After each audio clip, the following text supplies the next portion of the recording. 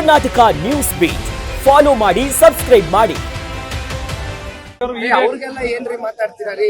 ಒಂದೊಂದ್ ಚುನಾವಣೆ ನಿಂತ್ಕೊಳಕ್ಕೆ ದಮ್ಮಿದ್ರೆ ಮನೇಲಿ ಕೂತ್ಕೊಂಡು ಅಲ್ಲೆಲ್ಲೋ ಟ್ವಿಟರ್ ಅಲ್ಲಿ ಅದೆಂತದೋ ಬರವಣಿಗೆ ನನಗೂ 1000 ಬರೀತೀನಿ ಈ ತರ. ಅವ್ರ ಬಗ್ಗೆ ಬೇಡ, ಬಟ್ ಒಂದು ವಿಚಾರ ನಾನಿಲ್ಲಿ ಚರ್ಚೆ ಮಾಡಿ,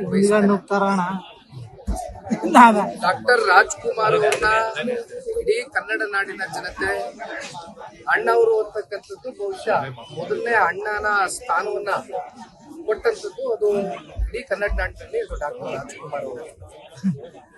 ಆ ಸ್ಥಾನ ಬಹುಶಃ ಅವರ ಒಂದು ಕಲಾಕ್ಷೇತ್ರದಲ್ಲಿ ಯಾವ ರೀತಿ ಇಡೀ ದೇಶ ಮತ್ತೆ ಅಕ್ಕಪಕ್ಕ ರಾಜ್ಯಗಳಲ್ಲಿ ಇರ್ತಕ್ಕಂಥ ಅನೇಕ ಜನ ಕಲಾವಿದರು ಕೂಡ ಅವರು ಯಾವ ರೀತಿ ನಟನೆಯನ್ನ ಮಾಡ್ಕೊಂಡು ಬಂದ್ರು, ಜೊತೆಯಲ್ಲಿ ಯಾವ ರೀತಿ ಸಮಾಜಕ್ಕೆ ಒಂದು ತಿದ್ದಿ ಬುದ್ಧಿ ಹೇಳ್ತಕ್ಕಂಥ ಅನೇಕ ಕಥೆಗಳನ್ನ ಆಯ್ಕೆ ಮಾಡಿ ಅದರ ಮೂಲಕ ಸಮಾಜವನ್ನ ಪರಿವರ್ತನೆ ಮಾಡ್ತಕ್ಕಂಥ ಮೇರು ನಟ ಅಂತಕ್ಕಂಥದ್ದು ಕರೆದ್ರೆ ಬಹುಶಃ ನಾವ್ ಯಾರು ತಪ್ಪಾಗ್ಲಿಕ್ಕಿಲ್ಲ. ಅಂತ ಡಾಕ್ಟರ್ ರಾಜ್ಕುಮಾರ್ ಅವರು ನಮ್ಮನ್ನ ಅಗಲಿ ಹೋದಂತ ಸಂದರ್ಭದಲ್ಲಿ ಬಹುಶಃ ಯಾವ ಸರ್ಕಾರಗಳು ಇಂಥ ತೀರ್ಮಾನಗಳು ಹಿಂದೆ ಮಾಡಿರ್ಲಿಲ್ಲ, ಮುಂದೆನೂ ಕೂಡ ಮಾಡ್ಲಿಕ್ಕೆ ಆಗ್ಲಿಲ್ಲ. ಹಾಗಾಗಿ ಪಾಪ ಇವ್ರು ಯಾರೋ ಅಹಿಂಸಾ ಅಂತ ಇದೀರಲ್ಲ, ಇವ್ರು ಯಾಕೆ ಇದನ್ನ ಮಾತಾಡ್ತಾ ಇದಾರೆ ಅಂದ್ರೆ ನಾನು ಅವ್ರಿಗೊಂದು ಕಿವಿ ಮಾತು ಹೇಳಲಿಕ್ಕೆ ಬಯಸ್ತೇನೆ. ಸನ್ಮಾನ್ಯ ಕುಮಾರಣ್ಣ ಅವರು ಈ ರಾಜ್ಯದ ಮುಖ್ಯಮಂತ್ರಿಗಳಾಗಿದ್ದಾಗ ಏನು ರಾಜ್ಕುಮಾರ್ ಅವರು ನಮ್ಮನ್ನ ಅಗಲಿ ಹೋದಂತ ಒಂದು ಘಟನೆ ನಡೀತು, ಆ ಸಂದರ್ಭದಲ್ಲಿ ಸರ್ಕಾರ ಅವ್ರದಿತ್ತು, ಮುಖ್ಯಮಂತ್ರಿಗಳವರಾಗಿತ್ತು.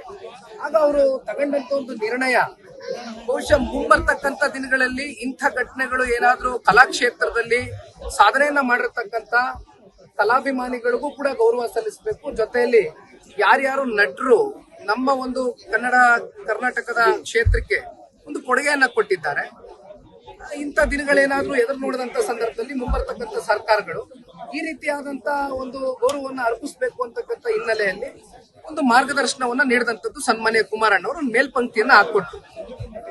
ತಪ್ಪೇನಿದೆ?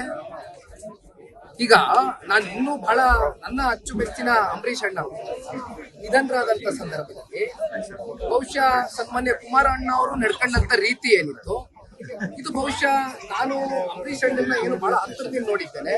ಕುಮಾರಣ್ಣ ಅವರು ಮತ್ತೆ ಅವರ ಒಂದು ಸಂಬಂಧ ಮತ್ತೆ ಅವರ ಬಾಂಧವ್ಯ ಏನಿತ್ತು ಅದು ಇಂದಿನಿಂದ ಅಲ್ಲ.